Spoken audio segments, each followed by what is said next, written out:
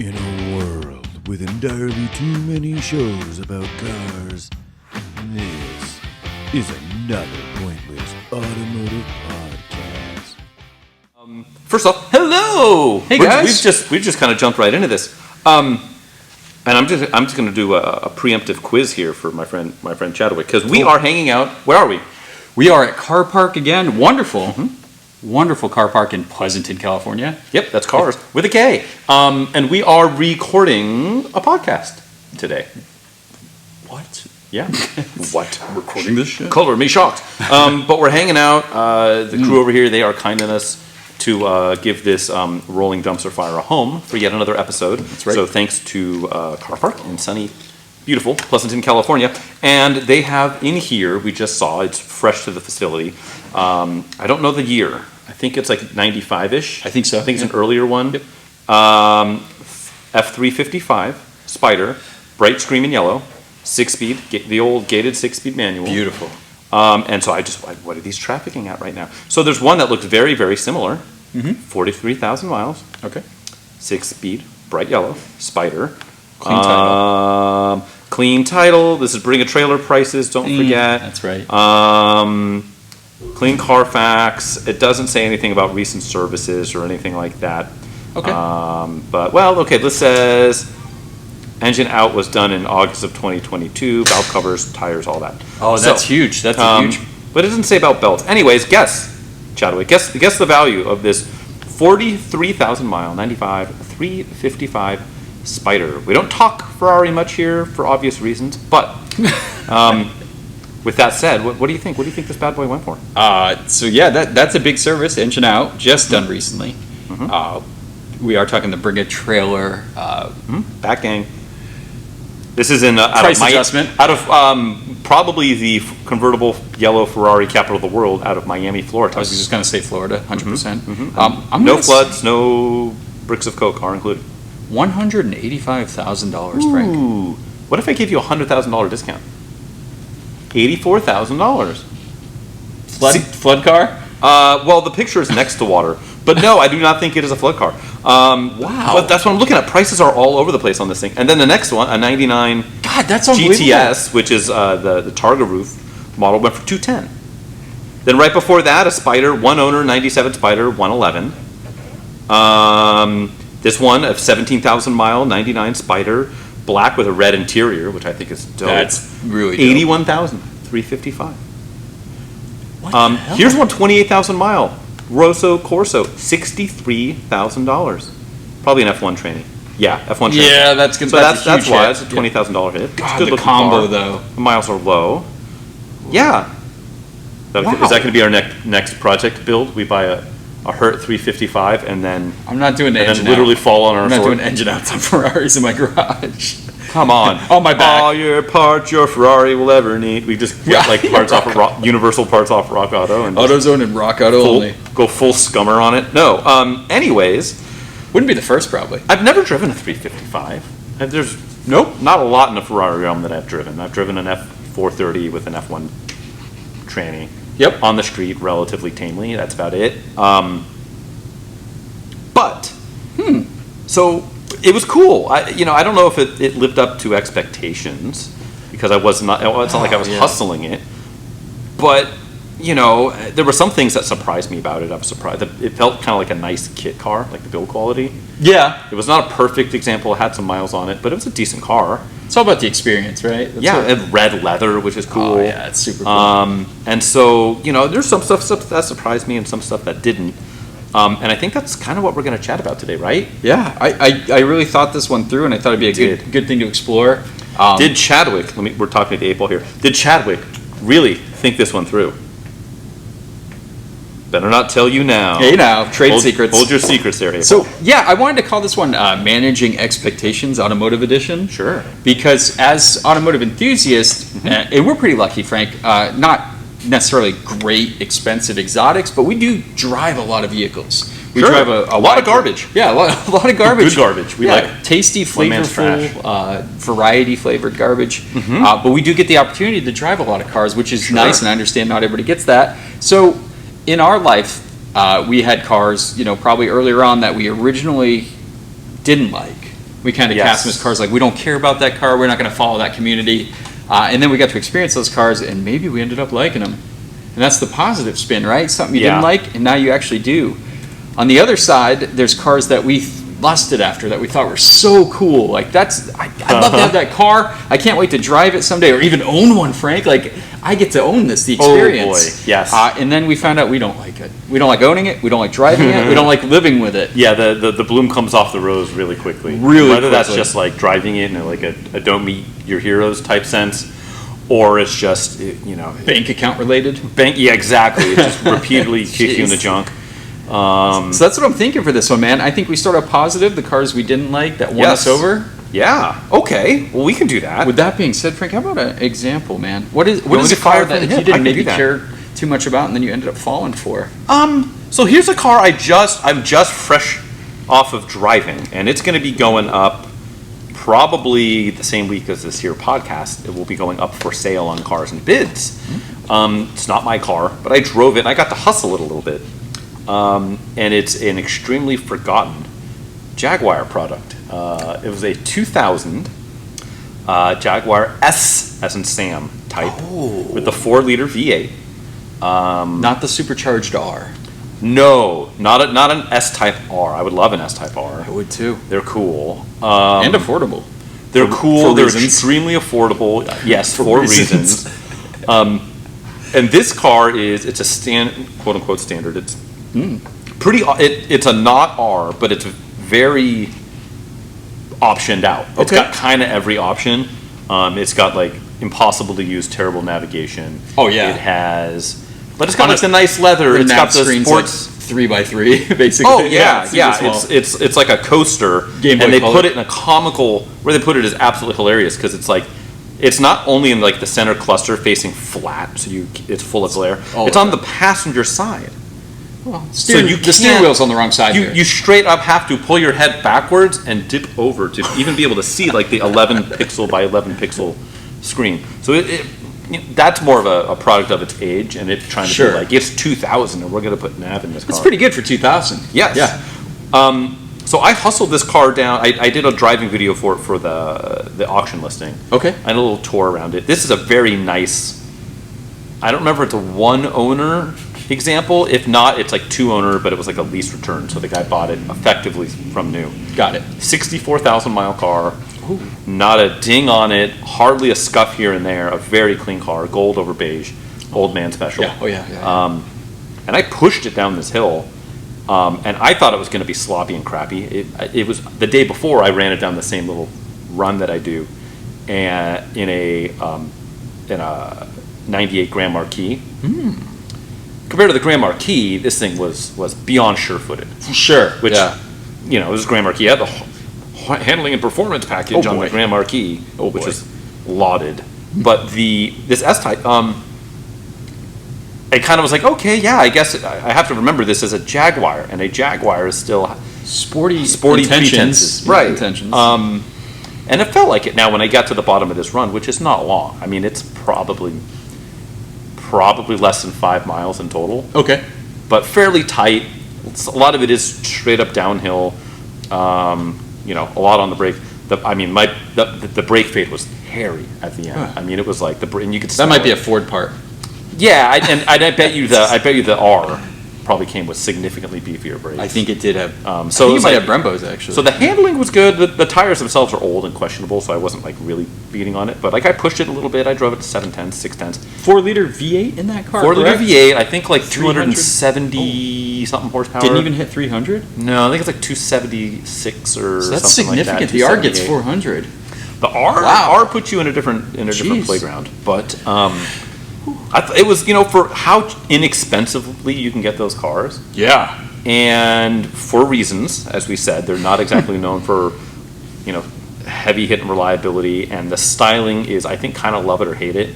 I think they look kind of cool, but then there's some angles like when I was imaging it, there were some angles I'm like, oh, I almost can't even take a picture here. Like that's how like real low front end, like front 1/8 angle, like with the pucker grill. Yeah, it's but then you catch it at other angles, it's like okay.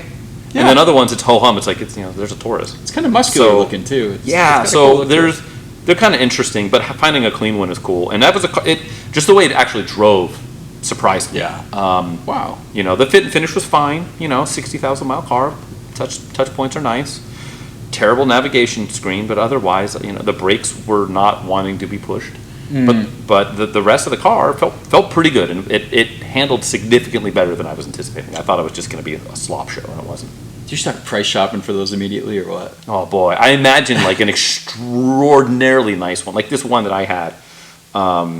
The people cross shopping this podcast and actually looking to bid on it are probably pretty low. So I'm just going to throw out my guess on what I think it's going to go for. Let's hear it. I think it's worth, I would say 65 on the absolute low end, and it could go to 10. Everything's worth 10 now. This car is so uncommonly nice. I think anything between, I think 65, it's an extremely well bought car, but it might do that because it's a Jaguar S-Type. In a cool color, I think it would have gone a lot further. They had like a mint, British Racing Green, or they had that mint green. That's that spearmint rhino or whatever you want to call it. That was my nickname in college. Hey, you know what? You got to earn a living somehow, and so that was one that surprised me in kind of an interesting way. How about you, sir? Do you have anything that really surprisingly got your goose? This might surprise you. I'm already stunned. The Mazda Miata. Okay. Were you like 16 when this surprised you, or? No, I mean, no, definitely through my 20s. Horsepower, I think when we all got into cars, I think one of the first things that hooks you is your Top Gear the speed and power. Jeremy Clarkson. Numbers. Power. Needs more power. And the thing is, the Miata never offered that. Right. Never pretended to offer that. In all, I didn't like convertibles at first. And that might be a product of where I grew up because the weather really didn't accommodate convertibles. In the main vein. But here in California, you can run a convertible as your daily. Yeah, literally, absolutely. When it's not 116. Yeah.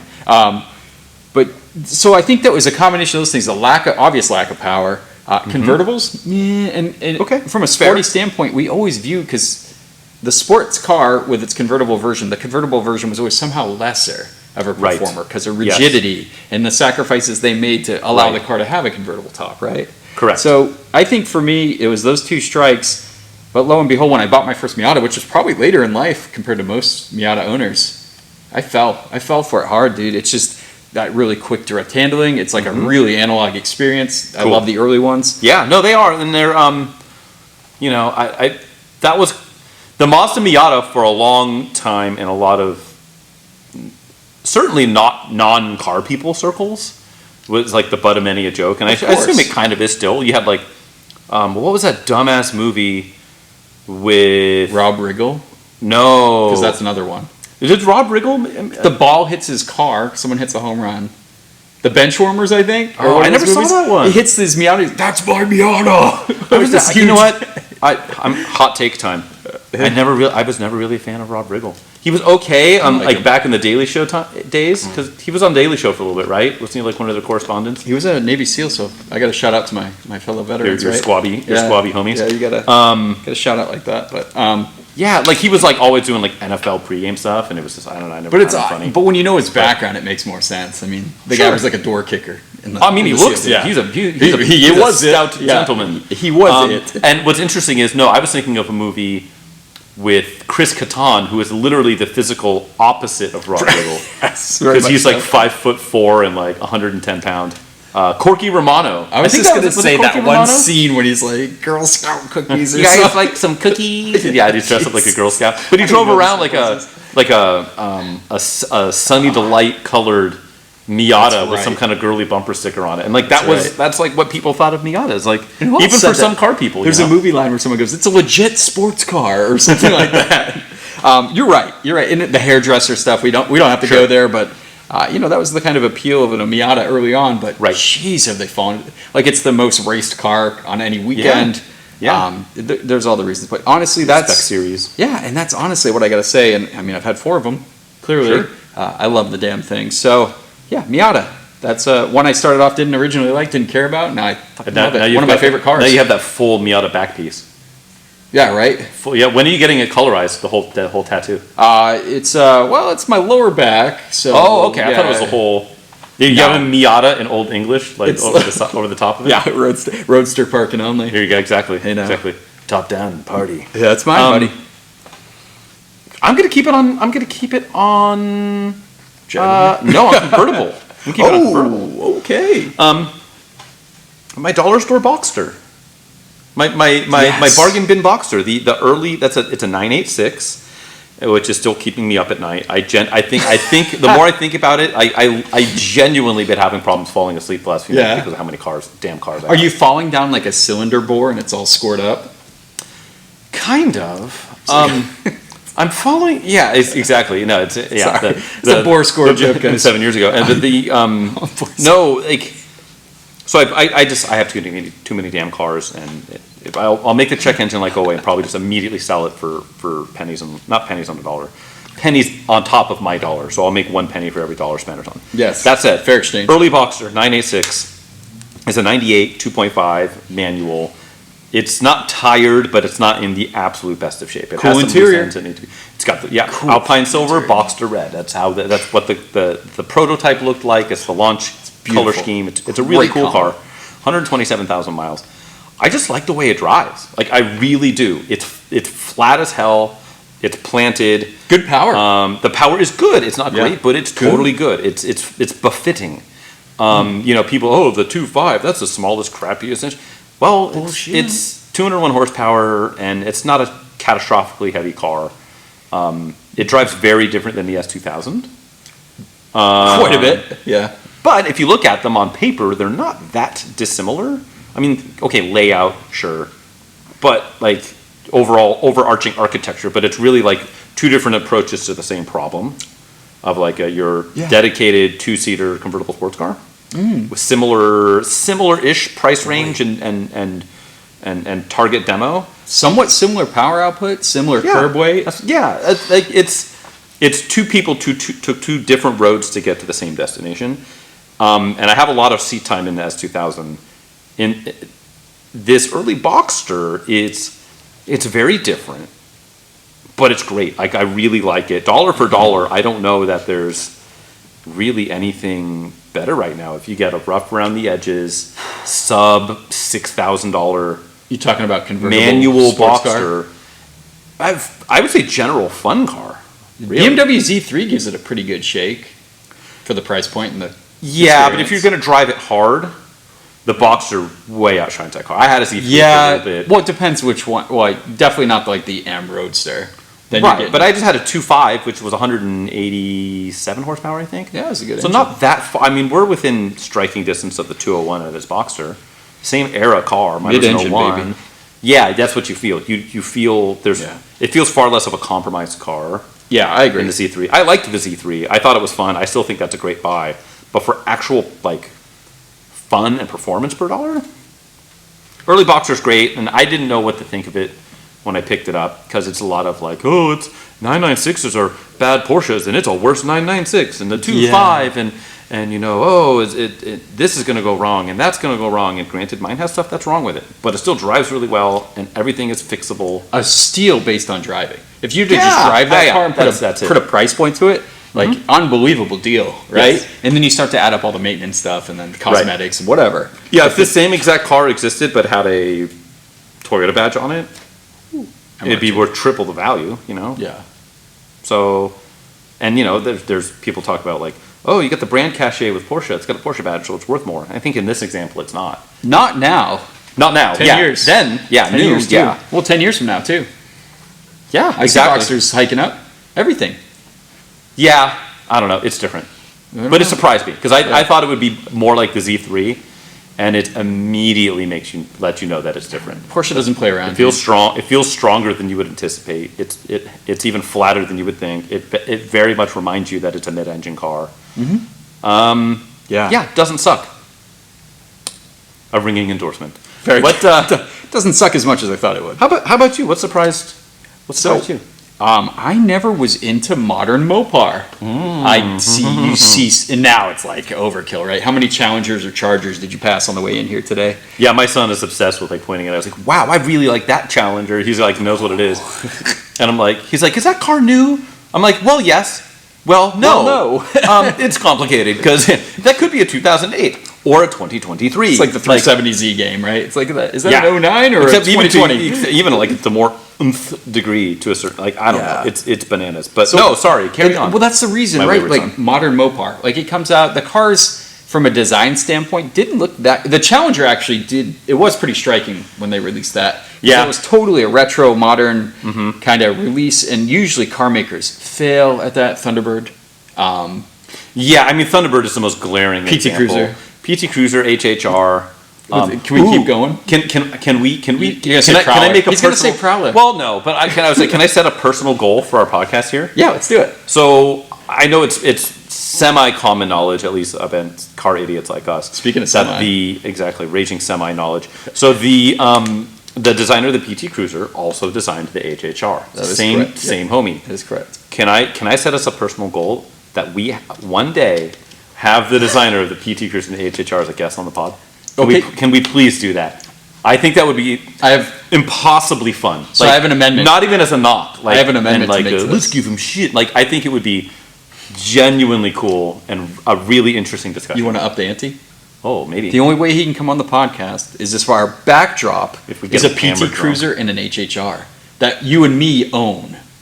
Ooh. So one of us has to buy one of each. And what if we can't, let's say like we can't find the spec of PT Cruiser and we end or HHR, we only come across one. Can we do the pod? So he'll be on his Zoom. I'm assuming he's in like this like mega mansion ivory tower in Detroit somewhere because he's made so much money from this, I'm sure. Right. So he's probably doing his thing, and then so he'll zoom in from there, and we can do it from the back of a PT Cruiser, like open the hatch up. We could do that. Yeah, with the faux wood paneling. God, I want both though.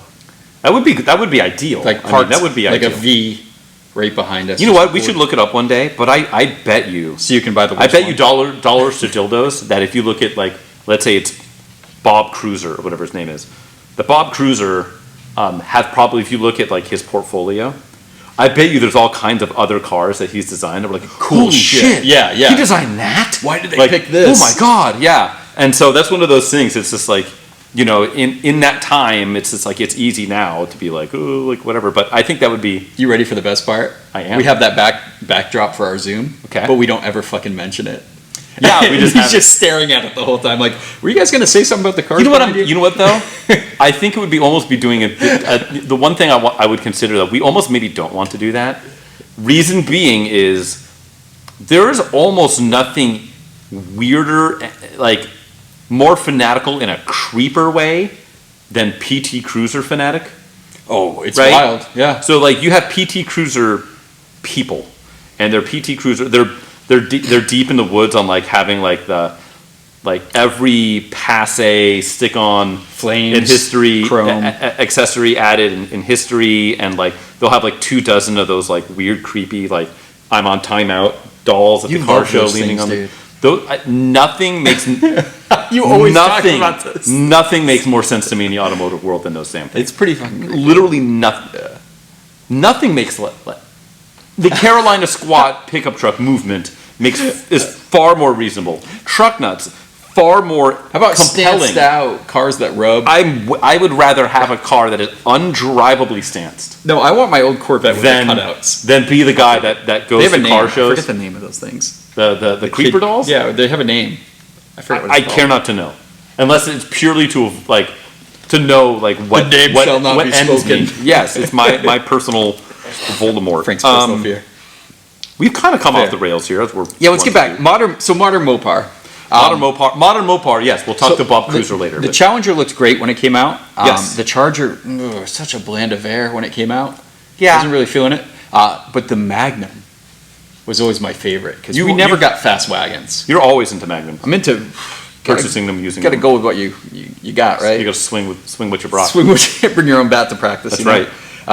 So I actually had the opportunity to buy a super cheap Magnum SRT8, and there was a good reason behind that. Watch the build series. So there are holes poked in it? Oh, a little bit, like some wires cut so certain check engine lights wouldn't come on. Oh, fun. Okay.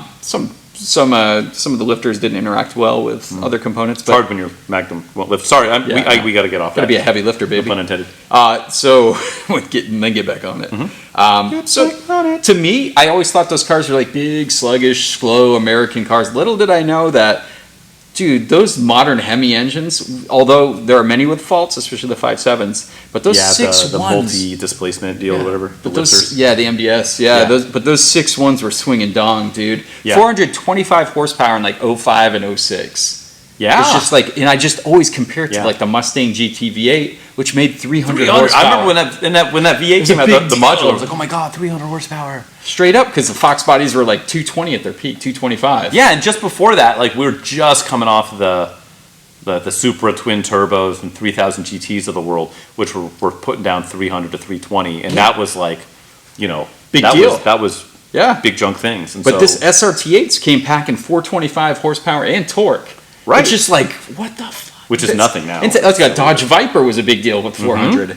And then getting to own that car, there was so much drama. There was so much fun with it, and I thought it was like a stereotype that I didn't want to belong to. Right. But I ended up finding out a lot of guys are super into modern Mopar. Oh yeah. And isn't there a modern Mopar magazine? I think there is, and like there's Allpar, which takes all the Mopar cars in that aren't even really Mopar cars. Incredible resource if you want to learn about like old school Mopar stuff. Allpar.com. But the thing is, this had the old school pushrod V8, so realistically, not that different, No, keeping the American tradition alive. Dude, what a hoot! What a absolutely fun car. These cars make good power, and you can throw a cam in it and make 500 horsepower. What are the new ones putting out now? Like the non. Dude, a 392 has like 470 or 480 horsepower.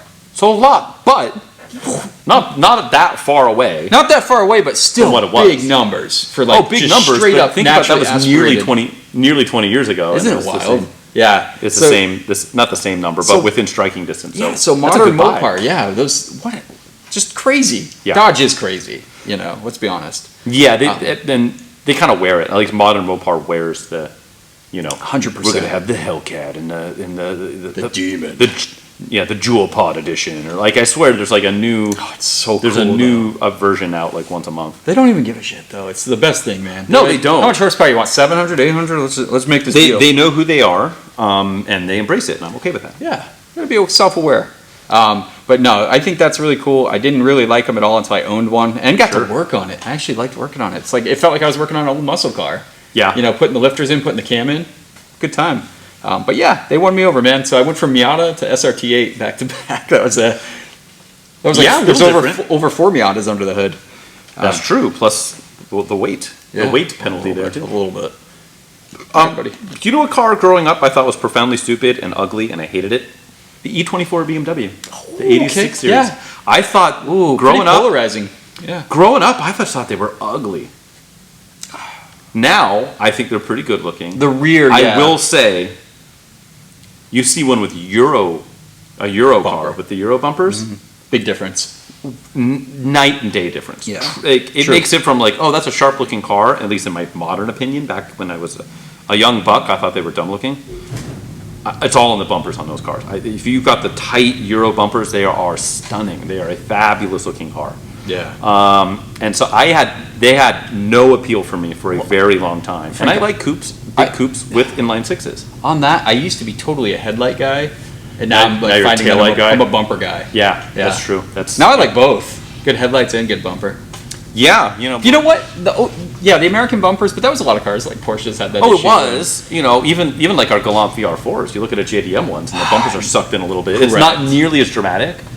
Fairly, yeah. And then at the very end run of the E24, you got the rest of world bumpers. So like in 88, 89, or I think it's just 89. Dude, E30s. E30 too. Same deal, right? Yeah. All that stuff. So, and then I owned one. I got one for a song. I paid $800 for it. It's a 633 with a manual. Very cool car. Smooth power delivery. It is big and it feels big, but not as big as it probably should for being both big and from the 80s. Put together well. Ergonomics are good. Steering feels pretty good. Just a good car. And then I owned an automatic for a couple of weeks. That was a whole story back. That was a good one. 30 episodes ago. Yeah, that was a good one. Buy it once, sell it twice. But the thing with that one was like it's just. The bumpers made the car. Yeah. So I looked it over. I thought it was kind of silly looking, And then it grew on me, and then I owned it. I'm like, oh damn, this is actually a good car. I would love to own another one day. Yeah. An M6, even a non-Euro M6 with the, what was it, 256 horsepower, I think. The inline 6. Mm-hmm. The slightly neutered, version of the what do they call it? The S38 power plant. I don't remember. They stuck it in the M5, correct? It was in the M5. It was in the M1. It was in the. Is that an E28 M5? It was in the E28 M5, Woo! E24 M6, and then it went to the E34 These chassis M5. codes. But then I think it got a bit of a displacement bump at the end of the run there. Yeah, I kind of stopped paying attention. But very cool, very smooth. I'd like to own another one day. But that was the one that surprised me because I had overlooked it forever. I thought they were kind of just they never did anything for me. Then I came up on one cheap, and I was like, oh, okay, I get it. Yeah, I understand. Okay. Well, let's go ahead and transition to a little more negative here. These are the cars we thought we'd liked. Oh no, and we didn't like them as much. And this is gonna be shots fired. Okay, my friend. We all have these cars, these kind of dream cars or bucket list cars, and you always hear the story, don't meet your heroes. Yes. And this is in the sense like it didn't let me down in the driving department, but this particular car was like the ownership experience and how I personally felt owning this car. Can I guess? You can try. Because I think I might have it on my list. Do you? Oh boy, maybe. And I've never owned this car. I've driven it once, and I think I've talked to you about it a little bit, but not in like crazy terms. I know we've talked about it on the pod here. I have owned this car, so. Is this an early NSX? First gen NSX. I have it on my list too. Nice. Wow. All right. Probably for different reasons though. Probably. Yeah. For me, always loved it growing up. Video games, everything. It just looked so exotic. And in real life, the looks, don't get me wrong, car is gorgeous. Like stand out gorgeous, and prices are just out of this world right now. Right. I love the drive. I love that the early ones were super analog. We're talking no power steering, no ABS, no T-top. Yes. Not T-top, but whatever it was, Target top or whatever the you can get a Target top, but that was later. They all went to removable NSX top. 95. T. Yeah, 95 and up, they all had the removable top. Mine was a fixed roof coupe. Yep. Absolutely loved it. The issue was I hated owning it. And it wasn't because of maintenance, because it was a wonderful Honda product. Sure. And I could work on it all the time. I just couldn't take the damn car out without people videotaping, people hanging out of cars videotaping it. I couldn't park 23-year-old kids and it's ridiculous. And everybody's got your eyes on you. It had a very loud exhaust, but I'm not a flashy car driver. I just liked the car for what it was. And this is before they got astronomical. But I was super scared to park it. I was so scared to park that car in a parking lot. But at Carson Coffee, I was fine, or taking it to but when you go to car show, go to a movie or something like that, you couldn't. I think I went to a winery once, and I parked in the very back corner, backed in, under a street light. Well, it's funny too, because then every place you go, someone will make a different assumption about you. Like if you drive that car to a winery, and it's not a super frou-frou car. No, but it's a car that people will just look at and immediately make a read. Sure. If you go anywhere in a Toyota Camry hybrid, a 2-year-old fleet white Toyota Camry hybrid, nobody will think anything of you based on zero eyes on that car. You show up in an early NSX, and yours was red, right? Yeah, right. A bright screaming red, loud exhaust, NSX. Mm-hmm. You take it to a movie theater. You say you go on a date, and you take your date, your wife, your husband, the babysitter, you out on a date to the movie. Exactly, roomy. That's when you make bold moves. That's right. In a 2-seater. Exactly. The people will see you getting out of the car, and they will think one thing, and then you take it to a winery. You meet some friends there or whatever. Right. You take it to a winery. People will think something completely different, but they will still have a thought and opinion on you. Of course. Yes. Because it's a very flashy You take car. it to a Cars and Coffee, someone will have a different opinion on you. Right. You go to the baseball game. But it was I didn't like to stand out in that way. I also didn't like the idea because no door dings, nothing on that beautiful car. Just scared to drive it. And to me, I am not a kind of guy that, financially would have been a smart car to squirrel away, right? Sure. In full retrospect, guys, a few years ago, I didn't have any idea they'd reach the levels they're going to reach. So squirreling it away. Did you trade it for magic cards? The other way around. Right, but when you then got out, did you just get my cards back? Get more cards? Right. I traded for 5,000 magic cards. Now I got 8,800 magic cards. Dude, I evolved to Pokemon, so. Oh, gotta catch them all. Yeah, switch markets. Like STDs. Yeah, well, Collect them all. That's right. But anyway, yeah, it's one of those cars, always a bucket list car. Scored it, loved it. I should have squirreled it away, truthfully, but I am not a squirrel away guy. You're not either. What's the point of having a car if we're not enjoying it? So pretty much. that's why I put that as a car that like kind of let me down, like Those the darn ownership squirrels. experience. And I don't want to go back because I have it on my list too. Let's But hear I it. want to just tell you why it's on my list. Yeah, I It's do wanna not. hear it. I've never owned one. However, that would drive me bonkers because I'm not. I will gladly talk to somebody about a car if I pull up somewhere and they're like, hey man, cool car. Like I'll gladly spend 30 seconds and discuss it with them and carry on about my business.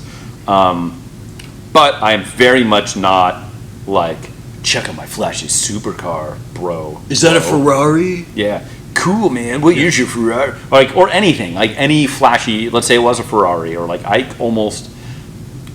would maybe own a 456 Ferrari, because it's kind of like under the radar. Sneaky, and like, yeah. a little sneaky, and especially get like a kind of a more bland color, you could probably get away with some Silver, stuff. yeah, for sure.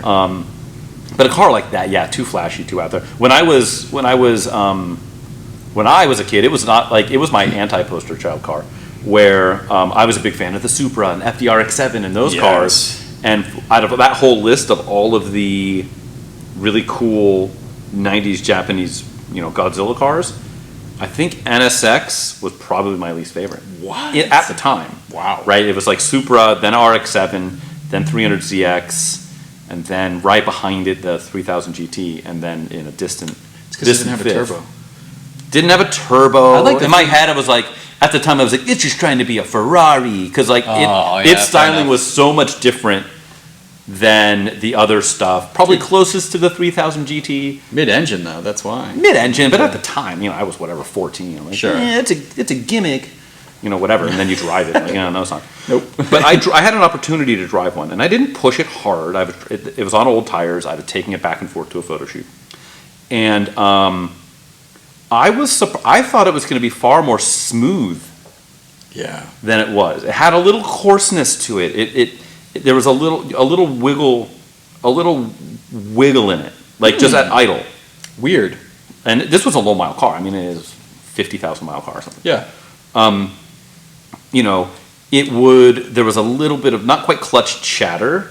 Okay. But you would get almost a little bit of clutch chatter unless you wound it out when you let the clutch out. Like you had to take like 2,000 RPM. The early ones were pretty raw, dude. And it wanted to lug a little bit in gear, and the gears are tall. So I found myself always being one gear higher than I should have been, because it wanted to be wound out, even just driving around town. Yep. Like it didn't want to be under 3,000 RPM. Absolutely. And so if I was at, let's say, 3,000 RPM and I tip into the throttle, it would almost lug a little bit. It would be, let's say I was in third gear at 3,000 RPM going, I don't know, I don't know I don't have a chart in front of me at the top of my head, but let's say I'm going 50 miles an hour and I lean into it, it would want to be in second, and it would let me know. I can personally tell you, second gear can get you to 81 miles an hour. Oh, I'm sure.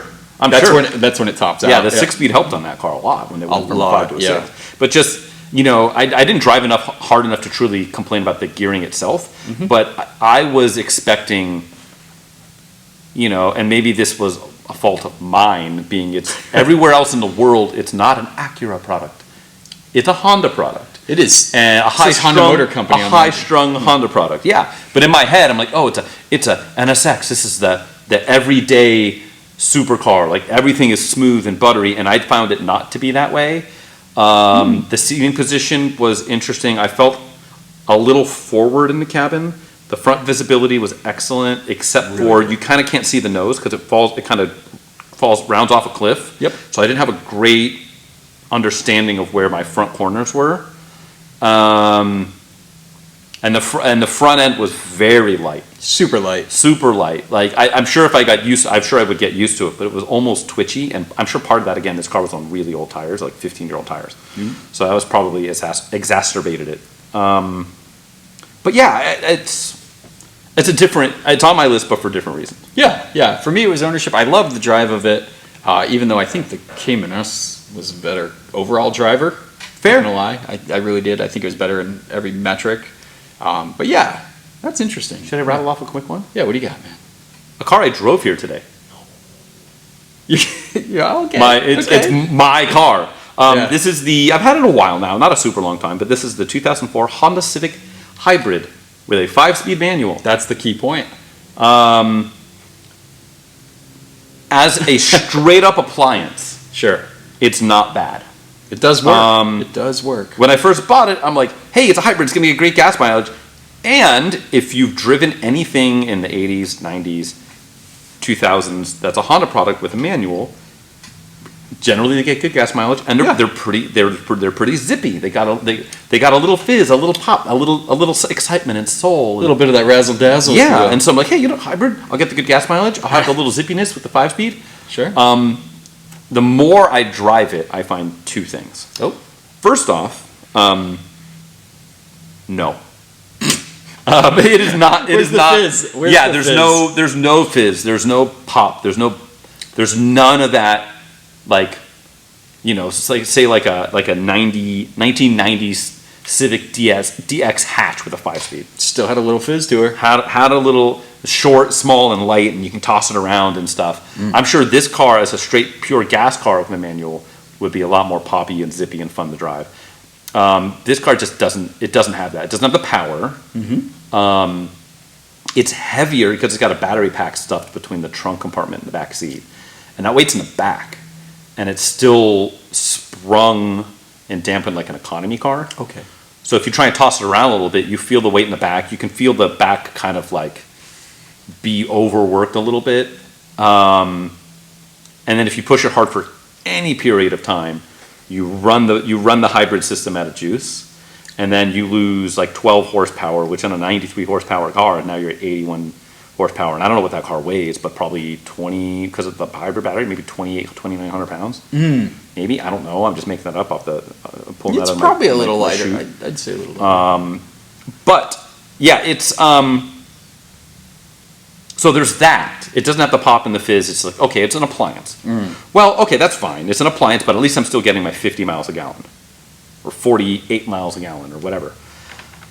And you can get, on my current tank, I'm at like 50.8 miles per gallon.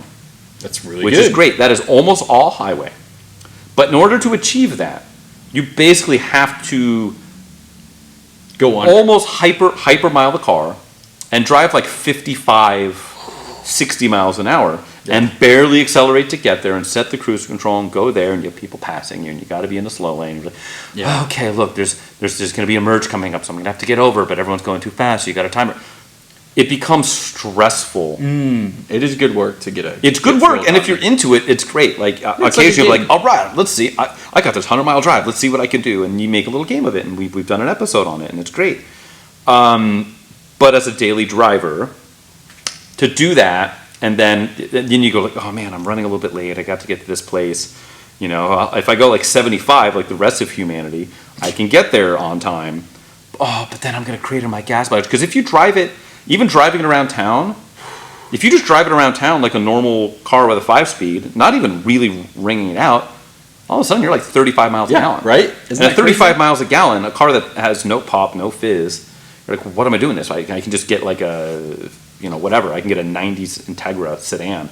Get the same. Or you can get the basic gas one, and it'll be a little more lively and a little more pop, and you won't feel obligated to go 55 miles an hour in the Bay Area traffic. So That's it's like,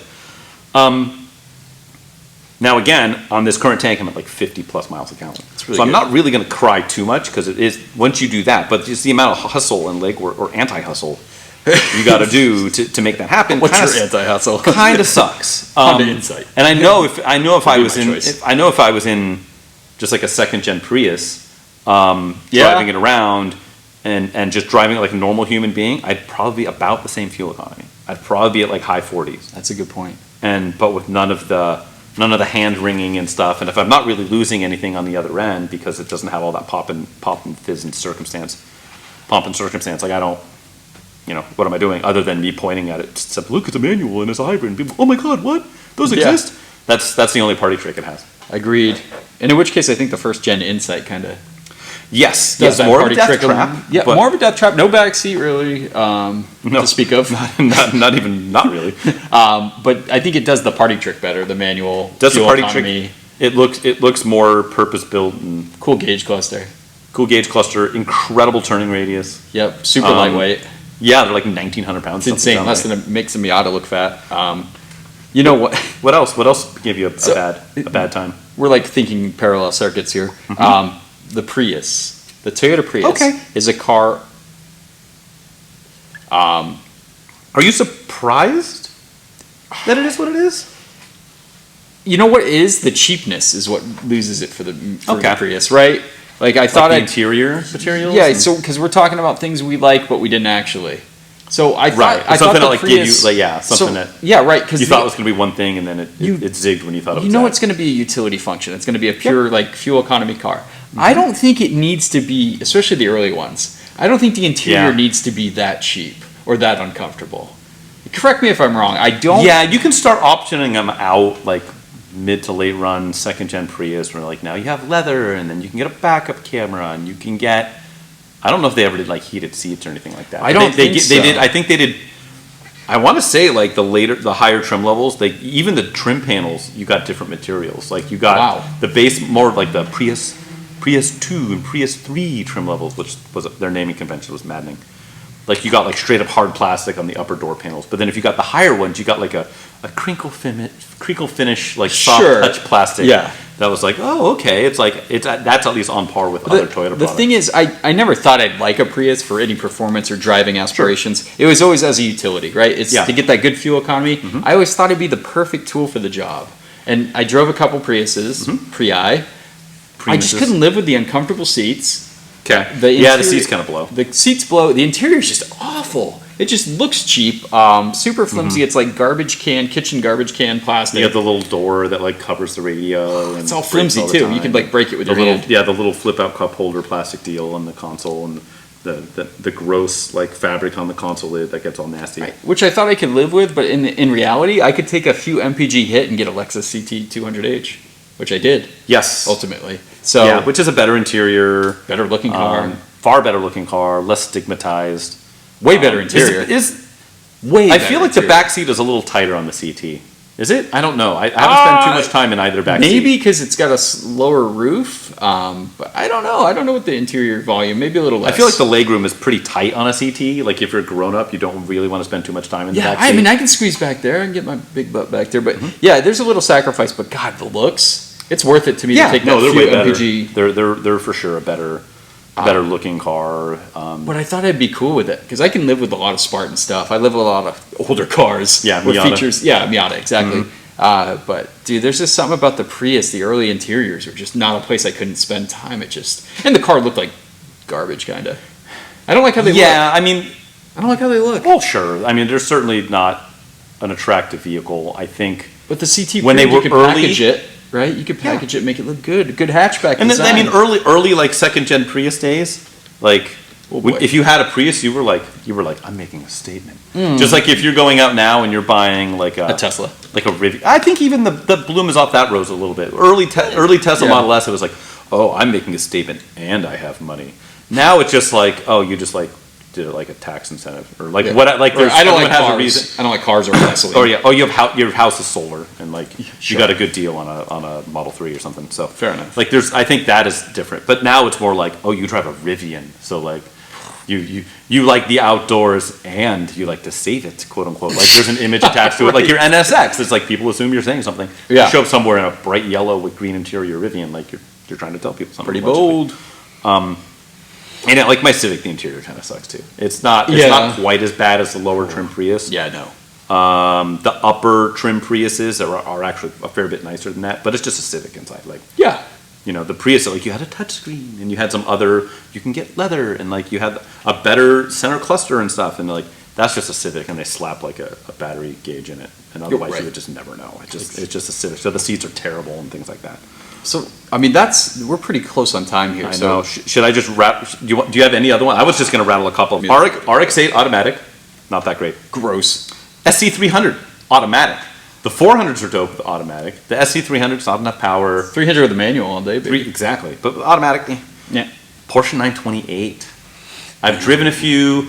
I haven't taken one on a cross-country road trip. That would probably get my jollies a little better. They That's look what that cool. car is for. God, they look yeah, cool. because they look great. But yeah, driving it is, it's a Camaro.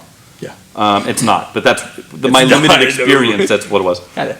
And then I spent some time in the 2004 Chevrolet Silverado SS. Okay. 6-liter, I think it was like 360 horsepower or 70 horsepower. Big torquey. All-wheel drive. The ride was garbage. There were some freeways I was driving around at the time, and it would just yip. It was bad. Not great. I don't know. Underpowered. Should have had more power. Yeah. You Had know? torque probably, but not a lot of power. I think 400 maybe. Either way, those are rounding it out. And speaking of rounding out, I'm going to spend a moment here and pull up an ad for our quiz game. Will you tell the people what we're doing today? Well, I would love to. So this is our automotive print ad quiz game, guys. Please follow along at home. Call us idiots for not knowing the obvious car. So what we're going to do is select one of these that appeared originally in a magazine ad. Mm-hmm. Frank this time is going to ask me to figure out what car he is telling me the ad from. We try to omit obvious stuff. I'm really bad at that most of the time. But he will read through the ad. I have 3 guesses to get to the car he's describing poorly, usually, based on the ad. Hopefully he has some tech specs in there.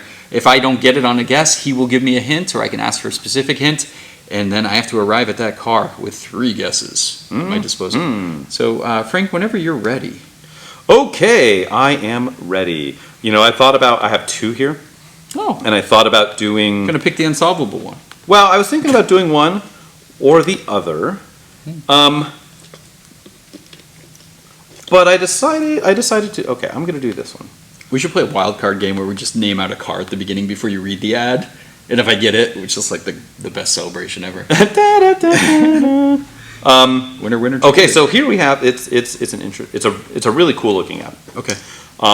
It shows the vehicle in question in black, and it's like our favorite shot, the front quarter, the front driver's side quarter, like plowing through like a dune and like a desert in the background. It's all sandy, and there's like some there's some ragged landscape in the background. And then it has the name of it at the top, and then it has 2 smaller pictures. One with like the front bumper and kind of looking under the vehicle, and then another one that shows like a really tight of one part of the engine bay. And then it says, the high and the mighty. It's lifted. Where the pavement ends, blank 4x4 rule begins.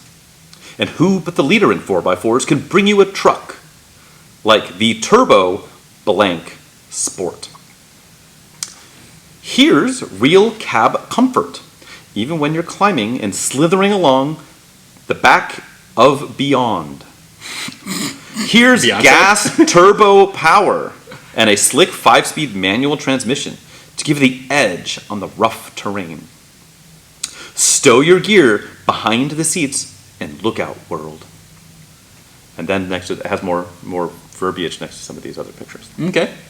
Up at the top it says, riding high. That's R-I-D-I-N apostrophe. Oh, yeah. Riding high. High track independent front suspension gives you great ground clearance and a smoother ride. And then next to the little engine bay thing I was saying earlier, it says, call of the wild. Answer the call with the roar of a mighty gas turbo 2.4 liter EFI engine that gives you 135 horsepower. Only blank puts gas turbo power in 4x4 trucks. And then it says the tagline at the bottom for it.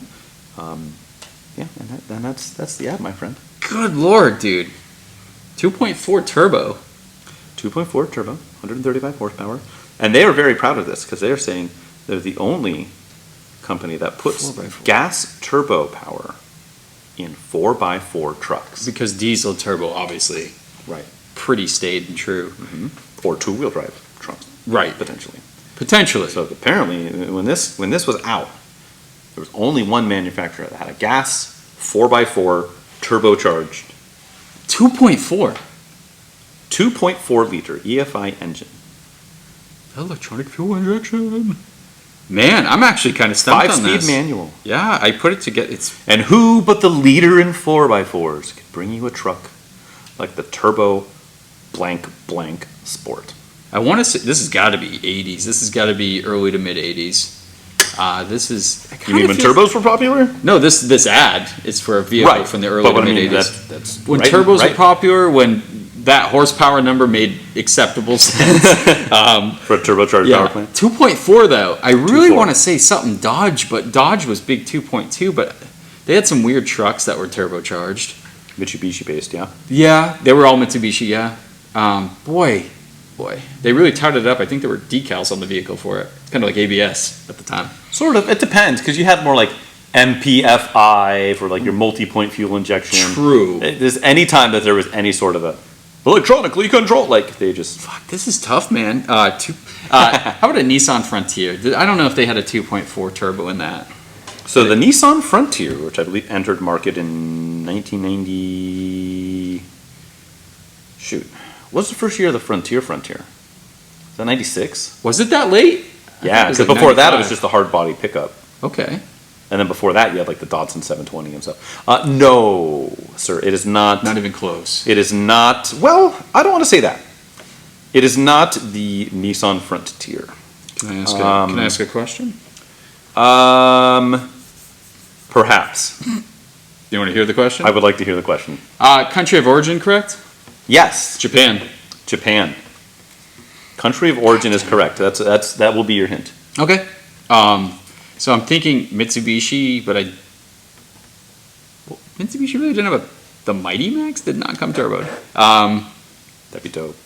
I mean, you could swap a 4G63. And just for the record, this is an American ad and an American market vehicle. Yes, thank you. Yeah. So with obviously Mitsubishi being out, I'm gonna say this is Toyota though. God, I want to say in 4x4s. Talking about 4x4s, Toyota's 4x4s were definitely the most popular. I think Where they the were pavement ends. Yeah, they were blank 4x4 rule begins. Because Toyota. Ooh, but the leader in 4x4s could bring you a truck like the turbo blank sport. Was it did we mess up? Remember, I made the Terminator reference. Is this the Toyota? I don't think the T100 had a turbo, did it? Maybe. Let's go for it. Toyota T100 Turbo Sport, was it? It is not the Toyota. Or was it just the pickup? It is not the Toyota T100 Sport. The T100 came in either the truck that was never named. Correct. Once you started naming stuff, the 22RE was gone. So once you had a Tacoma and you had when the T100 showed up. Why am I feel like I should know this. I need a big hint this time. So Japan. I know manual, I know 2.4 turbo. Am I in the right form fact? You are about as close as you can get, my friend. I will say this, it has the name of the manufacturer at the top, and then it says 4x4 turbo. Damn. You have said the manufacturer already. You've said it. It has exited your lips. Right. I've said just about everything now. And who but the leader in 4x4s can bring you a truck like the Turbo blank Sport? Mm-hmm. One of those blanks, the second blank, is extra cab with an X. Damn it. Extra cab. The Turbo blank extra cab Sport. If I give you the first blank, it's a trim level, and you'll just slam dunk it. Yeah. No. Boy. And it would say on the extra cab, where it was like the regular cab and then the extra cab, which was like this big. I can picture and the logo on the quarter window. TRA. Yeah. Dash TRA. I know. This is killing me, dude. I want to say Toyota. Rule out the Tacoma. You didn't rule out. They had a Tacoma in the You did. 80s? No, but in the 80s. I don't know, man. I'm not gonna get it. Toyota Tundra, fucking special edition. And who but the leader in 4x4s could bring you a truck like the Turbo SR5 Extra Cab Sport? So it is not the Toyota Tundra. So it's an unnamed. It is the Toyota 4x4. It is the truck that shall not be named. Fair enough. Close. It is the Toyota. I would say you're about as close as you can get without like. It doesn't I can't have a tell you name. it has no name. Yeah. Because then you would know that's me telling you the name. Well, and I would saying have it said has just no name. Toyota pickup. I think that I don't even know what they called it. I would have accepted Toyota pickup. See, I would have Toyota. Or was it just the pickup? It is not the Toyota. See? I would have accepted Toyota truck.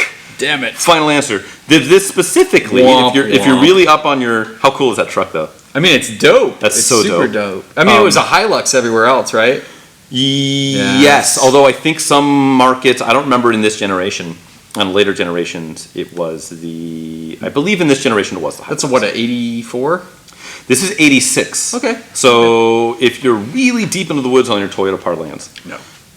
84 was the first year of this squared off generation truck. Right. 85 was the first year of available fuel injection on the 4x4 models. Okay. Higher trim 4x4s were fuel injected. 86 was the first year of available turbocharged and the first year of independent front suspension. When were the T100s out? In the T100 you didn't get till 90. But at the same time though, right? 90? Yeah. This truck ended in 89. Okay. Then it was replaced with the next generation truck, which was still called the Toyota Pickup, which is more roundy. When did they and start? it still had the 22 When was RE the in it, T100 but you could get a again? V6. When did that start? T100, I believe, it might have been 91. I thought it was 88, 89. No, So I was off by it a was little later. I think the T100, it might be 1990. Yeah, I think it is. Toyota I was T100. close. All right, we got two close guesses. 93. Okay. 93. Which is literally that same Little known pickup. fact, Toyota did not make them.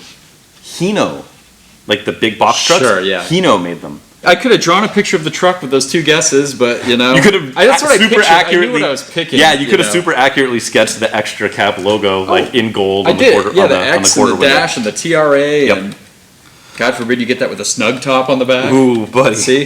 Yo. Yeah. Well, how That's a about good this? one. Do you want to uncelebrate with some PCP? Yeah, let's do it anyway. You know, you Yeah, got to we should. celebrate the ups and the downers. That's right. Yeah, some uppers to get you out of your downer state. What you working on, my friend? What am I working on? That's a good question. Let's see here. So I think I talked about Mustang the past few times. I actually Yes. did a little work on the Miata while I was waiting for parts on the Mustang. So my Miata has this really cool thing called the Cobalt quad headlight system, which was Okay. really popular. You could replace your giant like frog eyeball, Ribbit. huge light bulb with two smaller ones, which allowed you to raise your pop-ups a little less, more aerodynamic, if you will. Sure. And kind of like, what was it, the Corvette? When did they start doing the dual headlights? Always, right, with the pop-ups? It kind of has a Corvette style to it. The C3, I want to say for sure. Oh, C3, C2 and C3. Had the and double. then you had a single in the C4 and the C5. And then C6, no more pop-ups. Right. So more like that style. It was really popular in the time because you could really like take the headlights down a little bit. NSX did that too, right? Yep. They had and it allowed them not to have giant Miata headlights. Right. So the issue with this is this was popular in the late 90s, early 2000s. Okay. So the wiring that came, I don't know if it's exactly the Cobalt kit, whatever the original kit was, the wiring has broken down being exposed to the Sure. elements. Yeah. So there were so many grounds, crossed wires. My Miata headlights didn't work. So not cool. If you can't pop your headlights, what's the use, right? No. With the NA Miata. So I basically got to the point where there's no wiring diagrams for these anymore.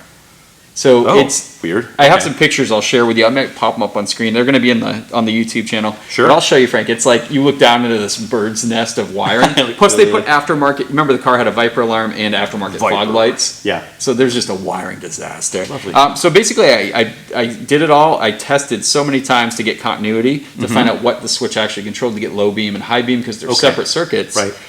And basically made my own wiring. So from scratch, like connectors, wiring, soldering. And did you just like reintroduce it into the ball of wires that was before, or did you clean all the old Cleaned wiring? all the old wire. Every time I took it, and you got to be smart. You can't just go F this and cut all your wires out, and then you're dead. Yeah. Right. You have no basis. There's like 3 different colors on this end and like 7 different colors on the other, and none of them match up. You're just like, Your fingers crossed, hope the light turns on when you turn the switch. Yep. But basically, you take one wire out that's bad, you replace it with the good one, and work your way systematically through it. Obviously, soldering, using like shrink wrap, everything else to do the right thing. You don't want any grounds, especially with your headlights. You need Good to have movie, working by the way. headlights. Yeah. do the right thing. Yeah. Spike Lee joints. Pretty good. Yeah. Dude, I hate wiring. I freaking hate. I like making new wires, but I hate doing wiring jobs like that. But end of the day, I've got working headlights, Well, there you go.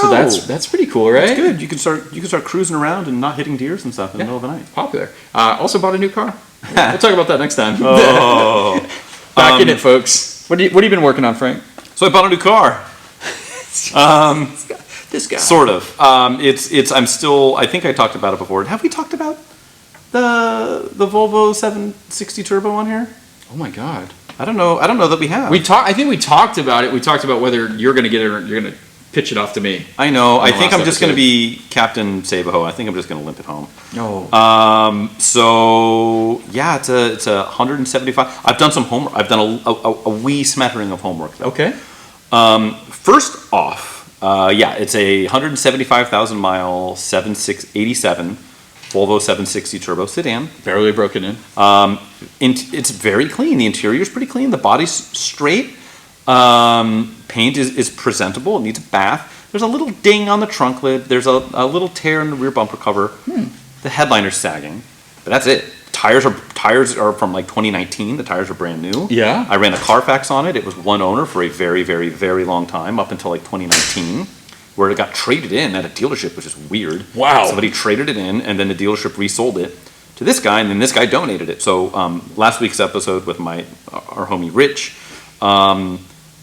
their in-house mechanic couldn't figure it out. They were under the gun to get rid of it, and he was going to begrudgingly be like, "There's no other place for this thing. Copart is not going to do anything at Copart." So it was going to go to the wrecker. Yeah. And I don't have the heart for that to happen. It's too nice. Yeah. It's too nice, and it's too desirable of a car. It's not a big dollar car.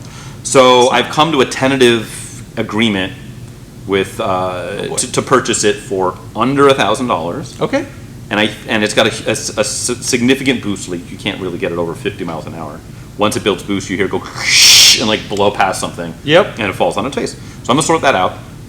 But yeah, I ran a Carfax on it. Intercooler pipe. Oh, I know. Fingers crossed. That's what I'm hoping. Because if it's something truly significant, it's gonna just take all my time and not give me anything in exchange. Yep. But I'll please the car gods, which will be good. It's always good to please them. Mm-hmm. Yeah. Usually I please them with my backside, but I like to please them with my. We my do work. take a lot from the car gods. We do, though. and so that's it. But yeah, when I ran the Carfax, it's like literally the first owner up until they traded it in 2019, like full boat dealership servicing until like 2019. That's awesome. And that's why this car's in such good chances? shape. I'm like, this car has to get saved. On top of that, because the wrecker would pay, whatever, $500 and crush it into a cube, and it's like, okay, I'll pay significantly more than that, keep it from getting crushed into a cube, and I hope it doesn't crush my wallet into a cube, because I already don't have room for the damn thing. Yeah. So I literally am hoping the next time we record a podcast, I will have sold one or two things, because I'm at a beyond critical mass. Yeah, got to move some inventory. And unfortunately, I'm doing the opposite of that. I'm bringing another one in. So my progress is yet again, backwards progress. It's like the opposite of another one bites the dust with you. It's like another one parks in my driveway. Another one slaps me in the face with its hand. So yeah, that's all I got. Pretty cool. Should we? Yeah, we need to wrap this bad boy up. Stick a fork in it. Yeah, she done. She gone. And so are we. So thanks for hanging along, listening along. Chadwick, where are we? Where can we be found? Where can you be found? We are collectively known as APA Podcast, another That's right. Pointless Automotive Podcast. Listen to us at your favorite podcast listening sites. Or your least favorite, even. Yeah, why not? Give them some traffic. That's right. Also on the tubes, also on the grams, the tubes and the grams. Tube grams. Please visit them. Subscribe. Yes. Please rate our podcast if you haven't already. That helps us a lot. How about you? Where are you? Myself personally? Yeah. Wherever you need me to be, baby. Oh, hey now. Auto Obsessive Garage on YouTube and Instagram. Frank, where can they find you and your beautiful photography again? My beautiful photography, not my beautiful face. I will be over at the Photographer's Garage. Little hope. And that's on YouTube and on Instagram. And thanks for all this, homies. We had a guest last week. We did this week. I'm hoping to have more guests here shortly. If you know someone who wants to be a guest, hit us up. If you have some comments, hit us up. Just hit us up in general. Yeah. Cuss us out. That's cool too. Thanks for riding along. Positive or negative feedback. That's right. It's still feedback. All right, guys. Take care. Thank you. Bye. Farewell.